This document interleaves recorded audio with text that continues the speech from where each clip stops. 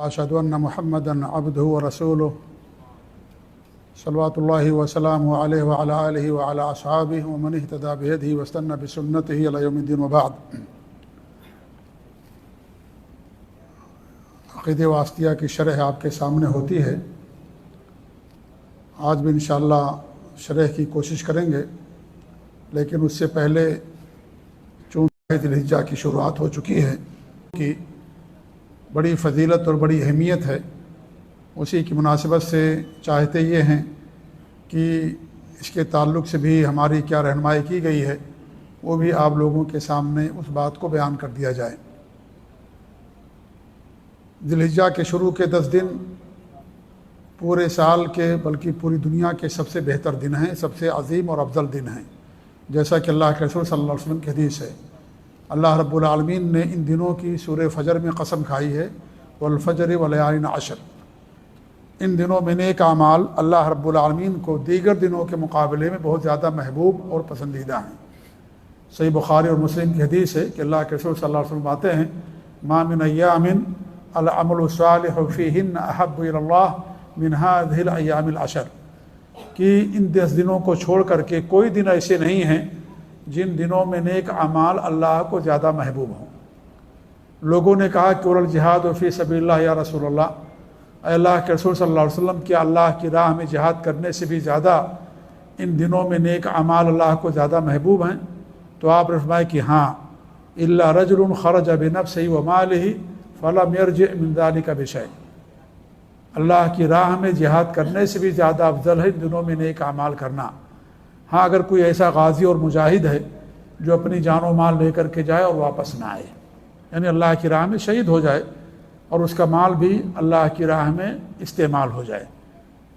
باقی جتنے بھی اعمال ہیں ان دنوں میں نیک اعمال کرنا اللہ کو دیگر مہینوں اور دنوں کے مقابلے میں زیادہ محبوب اور پسندیدہ ہیں۔ کل میں علامہ ابن عثیمین رحمۃ اللہ علیہ کی ایک کلپ سن رہا تھا، تو اسی موضوع سے متعلق تھا، تو انہوں نے اپنے طلباء سے سوال کیا اور سوال کے ذریعے سے ان دنوں کی اہمیت ان کے دلوں میں اجاگر کرنا چاہا۔ سوال یہ تھا کہ اگر کوئی آدمی رمضان کے مہینے میں قرآن پڑھتا ہے اور ایک دوسرا آدمی اس مہینے میں ذی الحجہ کے شروع کے 10 دنوں میں پڑھتا ہے، تو کون سا عمل اللہ تعالیٰ کو زیادہ پسندیدہ ہے یا کون سا عمل زیادہ افضل ہے؟ آپ نے سوال کیا۔ طلباء 2 جماعتوں میں بٹ گئے، کچھ طلباء نے کہا کہ رمضان میں پڑھنا زیادہ افضل ہے، کچھ طلباء نے کہا کہ نہیں، ذی الحجہ کے شروع کے 10 دنوں پڑھنا زیادہ افضل ہے۔ تو شیخ ابن عثیمین رحمۃ اللہ علیہ نے فرمایا کہ آپ جب لوگوں کا اختلاف ہو گیا تو اس کا حل کیا ہے؟ اس کا حل بھی اللہ نے بتا دیا ہے کہ جب تمہارا کسی مسئلے میں اختلاف ہو تو اسے اللہ اور اس کے رسول کی طرف لوٹا دو۔ تو انہوں نے کہا کہ ٹھیک ہے، اس مسئلے ہمارے اور آپ کے درمیان اختلاف ہو گیا، آپ لوگوں کے درمیان، تو ہم دین کی طرف، کتاب و سنت کی طرف رجوع کرتے ہیں، دیکھتے ہیں اس میں اس کا کیا جواب ہے۔ تو انہوں نے وہ حدیث پڑھی جو حدیث میں نے بھی آپ کے سامنے پڑھی، جس میں آپ فرماتے ہیں کہ ما من ایام العمل الصالح فیہن احب الی اللہ من ہذہ الایام العشر، کہ ان 10 دنوں کے علاوہ کوئی دن ایسا نہیں ہے جن دنوں میں نیک اعمال اللہ رب العالمین کو زیادہ محبوب ہو۔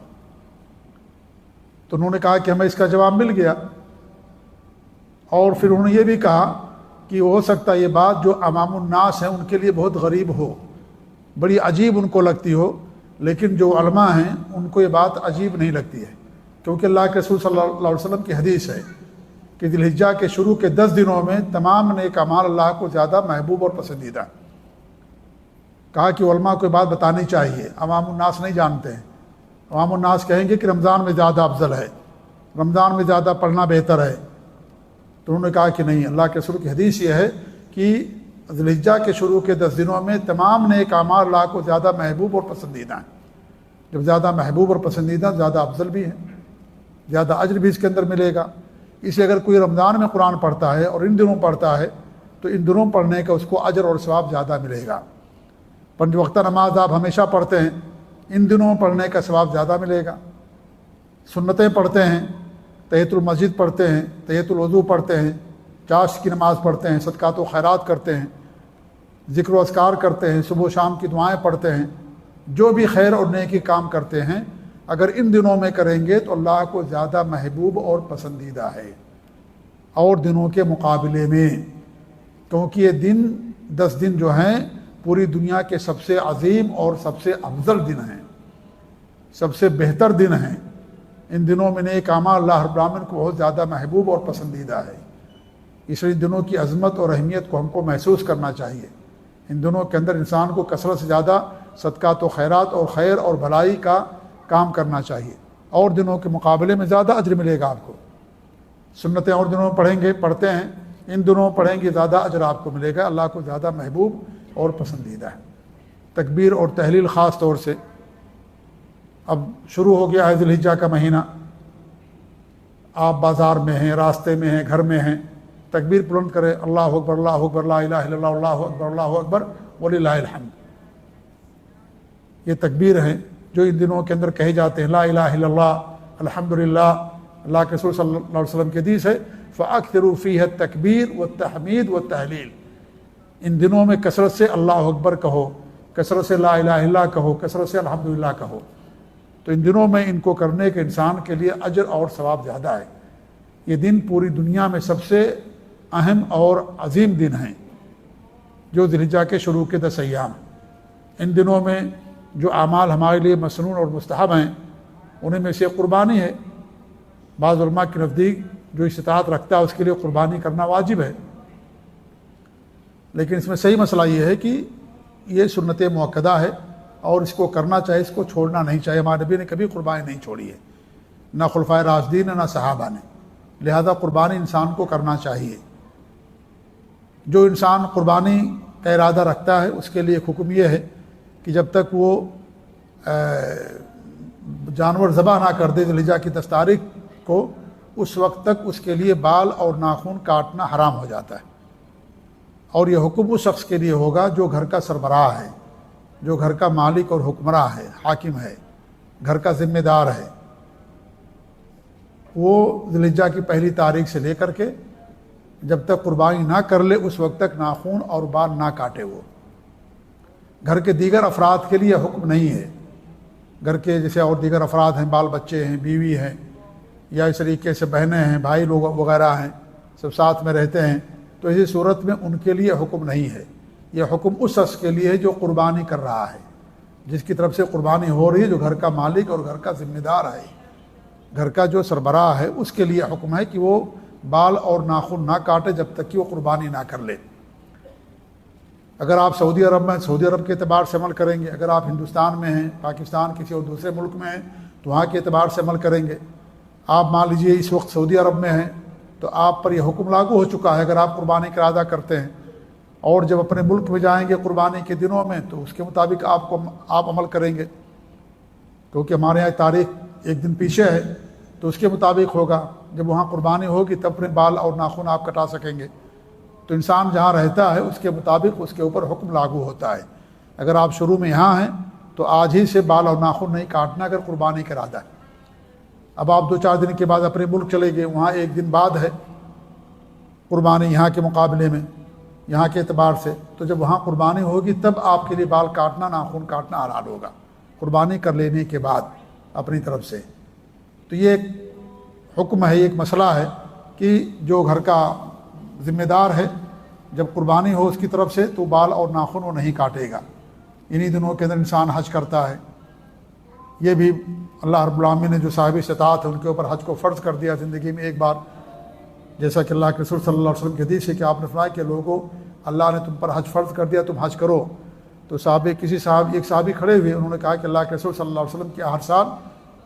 تو آپ خاموش رہے، پھر دوسری بار انہوں نے کہا، پھر خاموش رہے، پھر تیسری بار پھر بھی آپ خاموش رہے، اور اس کے بعد کہا کہ اگر میں ہاں کہہ دوں گا یا کہہ دیتا تمہارے اوپر ہر سال حج فرض ہو جاتا اور تم اس کی طاقت نہیں رکھتے۔ تو زندگی میں ایک بار حج فرض ہے صاحب استطاعت پر، جس کے پاس مال ہو، جسمانی استطاعت ہو، اس کے لیے کسی طرح کی کوئی رکاوٹ نہ ہو، ایسے آدمی کے لیے زندگی میں عمر میں ایک بار حج فرض ہوتا ہے۔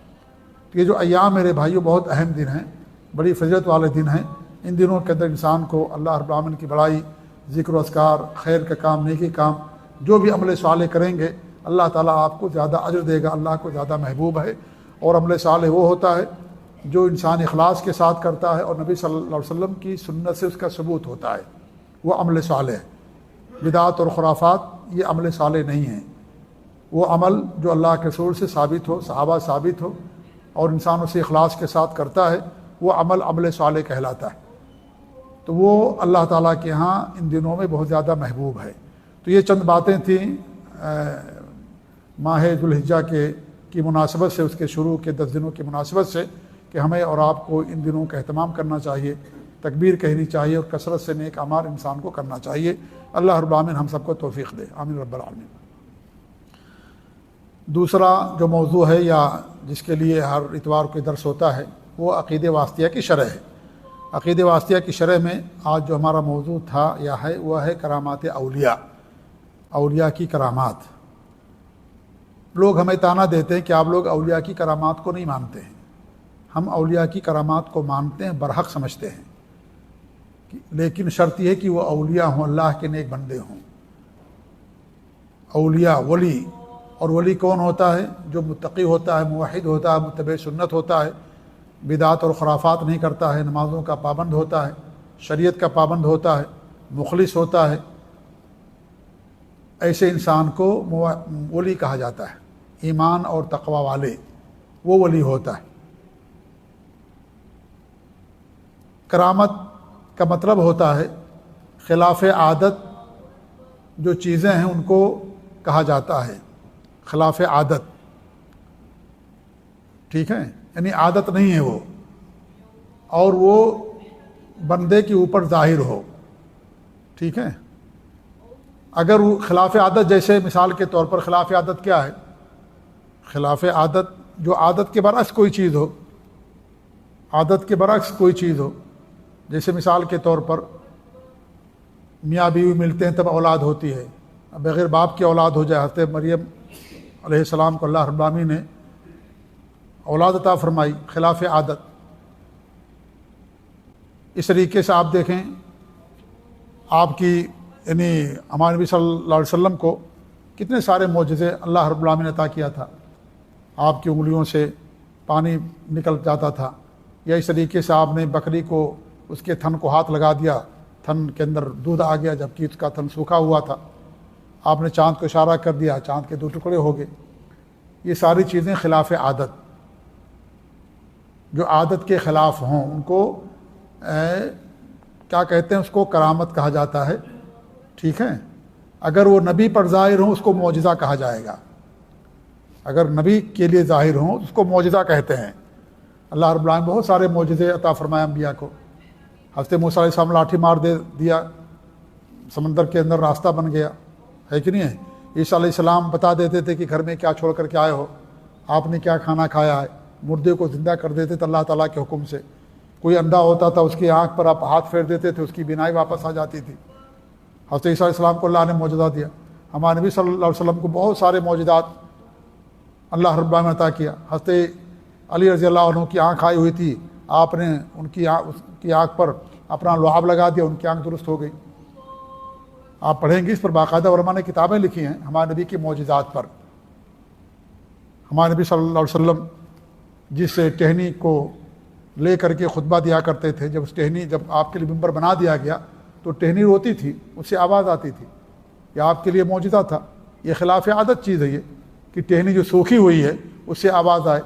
ہمارے نبی صلی اللہ علیہ وسلم کو مکہ کے جو پتھر ہیں بہت سارے آپ کو سلام کرتے تھے، جیسا کہ صحیح مسلم کی روایت ہے کہ آپ نے فرمایا کہ مکہ کے میں ان پتھروں کو جانتا ہوں جو مجھے سلام کیا کرتے تھے۔ پتھر بولتا نہیں ہے، لیکن اللہ رب العالمین نے ہمارے نبی کے لیے معجزے کے طور پر یہ چیز عطا فرمائی۔ اور آپ کا سب سے بڑا معجزہ قرآن ہے جو قیامت تک باقی رہنے والا ہے۔ انبیاء کے سارے معجزے ختم ہو گئے، لیکن ہمارے نبی کا جو معجزہ قرآن کی شکل میں اللہ نے دیا یہ باقی اور قیامت تک باقی رہے گا۔ تو خلاف عادت اگر کوئی چیز ظاہر ہو،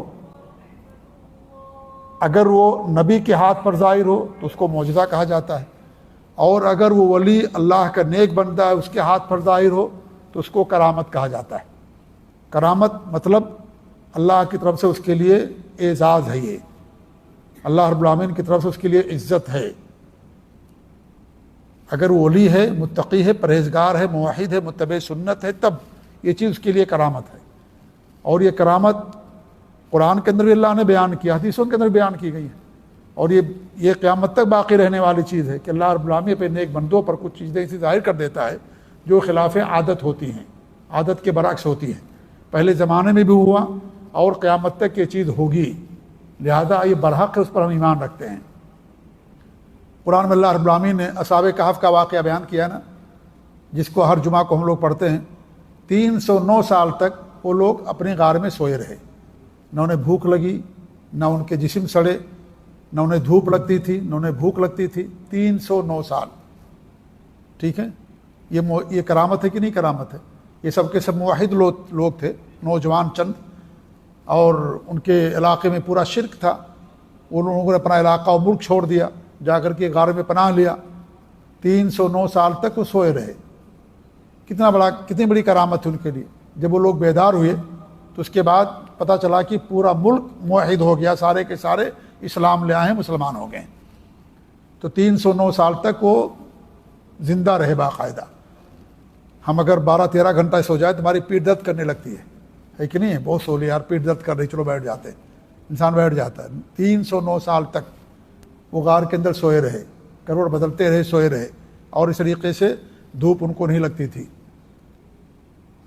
اس طریقے سے انتظام تھا اللہ رب العالمین کی طرف سے، ایک طرح کی کرامت تھی۔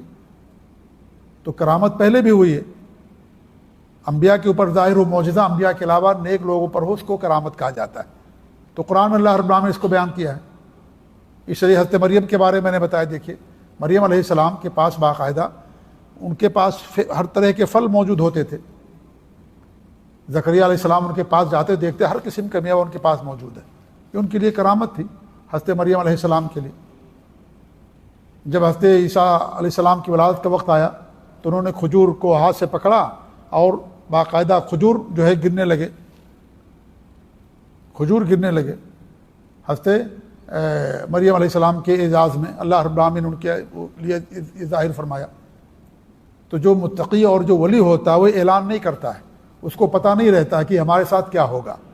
اگر وہ کہہ دے کہ میں تو ولی ہوں، میں تو متقی ہوں، یہ چیز کرنے والا ہوں، تو آپ سمجھ جائے کہ ولی نہیں ہے وہ، آپ سمجھ جائے کہ وہ شعبدہ باز ہے، مکار اور شیطان دجال ہے وہ۔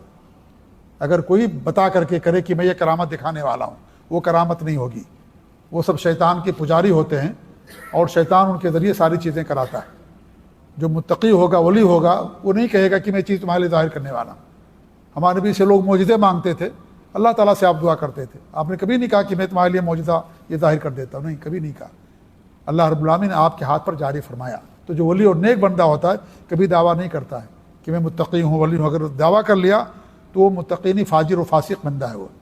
اللہ کہتا اپنے آپ کا تزکیہ نہ کرو، اللہ جانتا ہے تم میں کون نیک ہے کون نیک نہیں ہے۔ تو اللہ رب العالمین کرامتیں ظاہر کرتا ہے۔ سابقہ امتوں کے اندر ہوا، اللہ کے رسول صلی اللہ علیہ وسلم کی حدیث بہت مشہور ہے جو بارہا آپ لوگوں نے سنی۔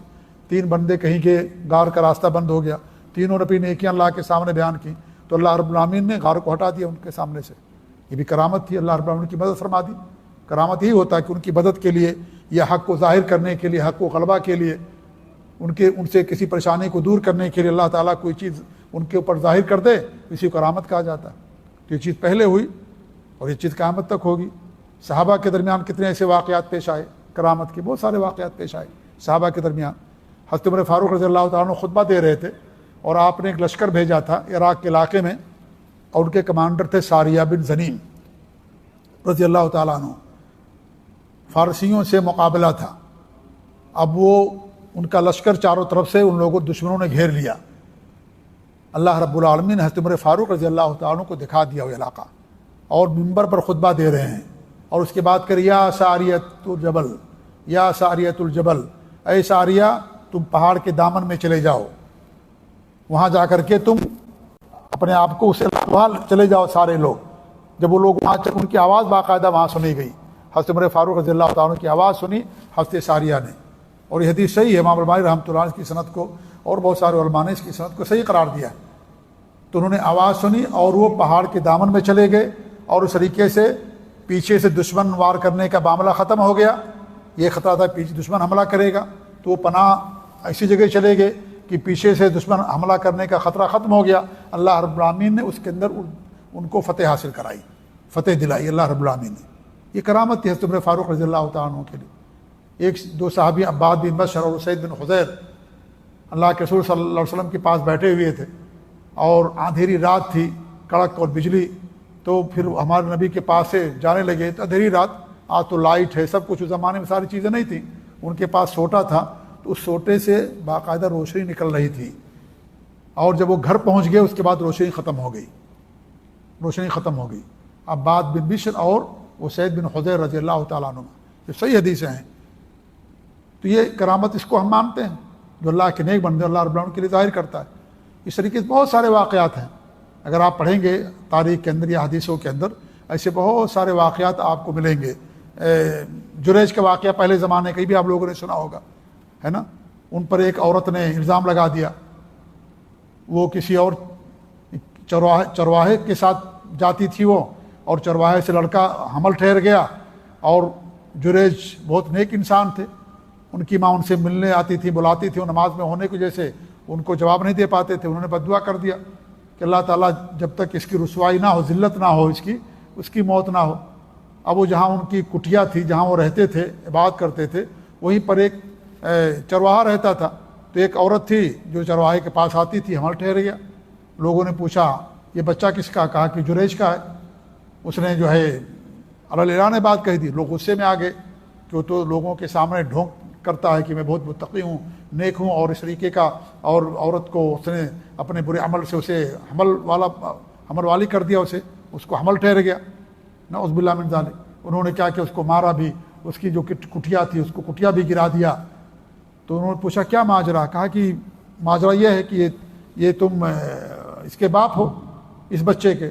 تو انہوں نے کہا بچے کو میرے پاس لے کر آؤ۔ بچے کو لے کر کے آئے، اور اس کے بعد بچے سے پوچھا کہ تمہارا باپ کون ہے؟ اس نے کہا میرا باپ چرواہا ہے۔ تو اللہ رب العالمین کے لیے کرامت ظاہر کر دی، بچے کو اللہ رب العالمین بولنے کی طاقت دے دی۔ اللہ کے رسول صلی اللہ علیہ وسلم کہ 3 بچے ہیں جن کو اللہ رب العالمین بچپن میں بولنے کی طاقت دی، ایک یہ ہیں، اور ایک ہستے عیسیٰ علیہ السلام ہیں، ٹھیک ہے، اور تیسرا وہ جو عورت جو اصحاب الاخدود کا واقعہ ہے کہ اس نے بہت بڑی آگ روشن کی، اور اس پر تیل گرم کیا اس کے اوپر، اور اس کے اندر جو بھی اس کو نہیں مانتا تھا، جو بھی اللہ پر ایمان لانے والے تھے، ان سب کو آگ کے اندر، اس کڑھے کے اندر پھینک دیتا تھا، آگ کے اندر سارے لوگ جل جاتے تھے۔ اب ایک عورت کی باری آئی کہ اس کے پاس شیر خوار بچہ تھا، دودھ پی رہا تھا، اب بیچاری بچے کی محبت میں وہ رونے لگی کہ بچے کا ہمارا کیا ہوگا، تو اللہ رب العالمین بچے کو بولنے کی طاقت دے دی۔ تو یہ سب کرامتیں اللہ رب العالمین ظاہر کرتا جو اللہ تعالیٰ کے نیک بندے ہوتے ہیں۔ تو پہلے زمانے بھی ہوا، بعد بھی ساری چیزیں ہوئیں۔ اس طریقے سے علا بن حضرمی ہیں، صحابی رسول ہیں، سعد بن ابی وقاص ہیں رضی اللہ تعالیٰ عنہ، یہ لوگ گئے ملک کو فتح کرنے کے لیے، راستے میں سمندر آ گیا، باقاعدہ گھوڑے دوڑا دیے اور پار کر کے اس طرف چلے گئے لوگ۔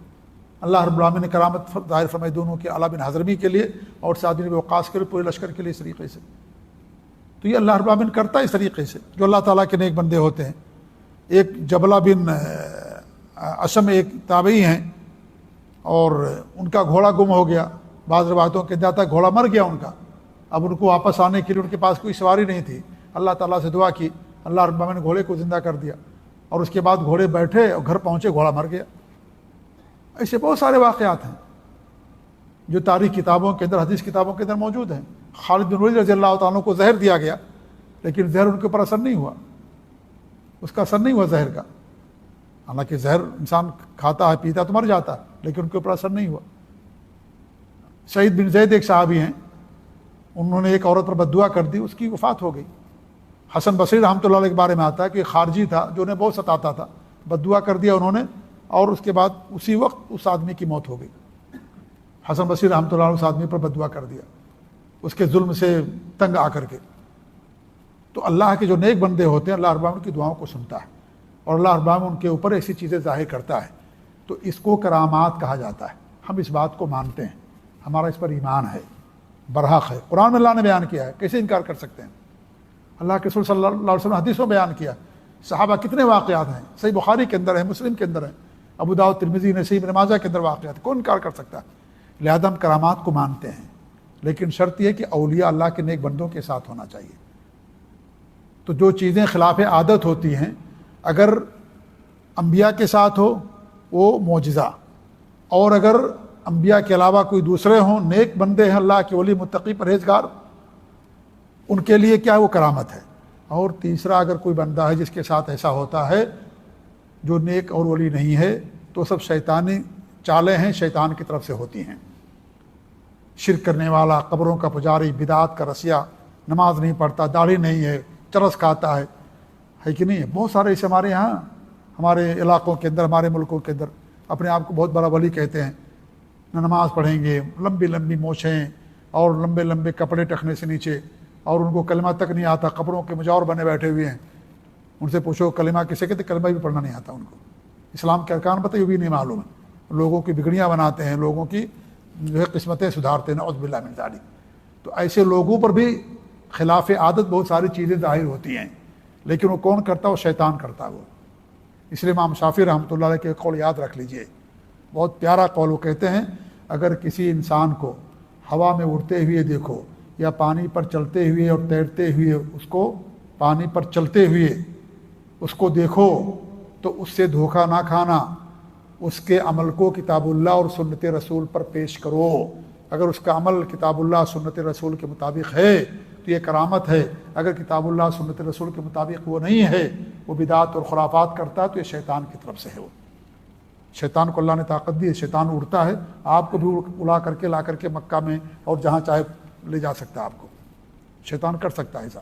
جو شیطان کے پجاری ہوتے ہیں وہ باقاعدہ شیطان ان کے ساتھ کرتا ہے، شیطان اپنے پشت پر بٹھا لے گا ان کو، اڑتے ہوئے آئے گا، جہاں چاہیں گے وہاں جا کے چھوڑ دے گا، پھر واپس لے کر کے آئے گا، پانی کے اندر نیچے وہ آ جائے گا، اس کی پشت پر آپ کھڑے ہو جائیے، چلیے، ہوتا ہے ایسا، شیطان کی طرف سے ہے یہ، اس لیے کبھی دھوکہ مت کھانا۔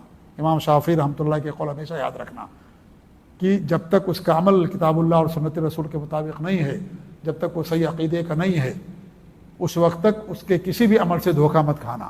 یہ سب شیطان کی طرف سے ہوتا ہے، کیونکہ سب شیطان کو پوجتے ہیں لوگ، یہ سب جادوگر قسم کے لوگ ہوتے ہیں، شعبدہ باز، مکار اور جو ہے دجال قسم کے ہیں، جو اپنی دجالیت سے اور شعبدہ بازی سے سیدھے سادھے عوام کو گمراہ کرتے ہیں کہ دیکھو میں ایسا کرتا ہوں، کیوں نہیں کرتے؟ شیطان کرتا وہ، اسے وہ چلہ کشی کرتے ہیں شیطان کی، 40 دن تک شیطان کی بات کریں گے، شیطان جو کہے گا وہ کریں گے، پھر شیطان ان کی باتوں کو مانتا ہے۔ تو یہ 3 طرح کے لوگ ہوتے ہیں، انبیاء پر ظاہر ہو معجزہ، اللہ کے نیک بندوں پر موحدین پر ظاہر ہو وہ کیا ہے؟ کرامت ہے وہ، اور جو دین پر نہیں ہے، ایمان والا نہیں ہے، بدعات اور خرافات والا، شرک والا، اس کے ساتھ اگر عادت کے خلاف کوئی چیز ظاہر ہو، یہ شعبدہ بازی ہے، یہ شیطان کی طرف سے ہے، اور یہ دجل اور مکر اور فریب ہے۔ اس سے کبھی انسان کو دھوکے میں نہیں آنا چاہیے۔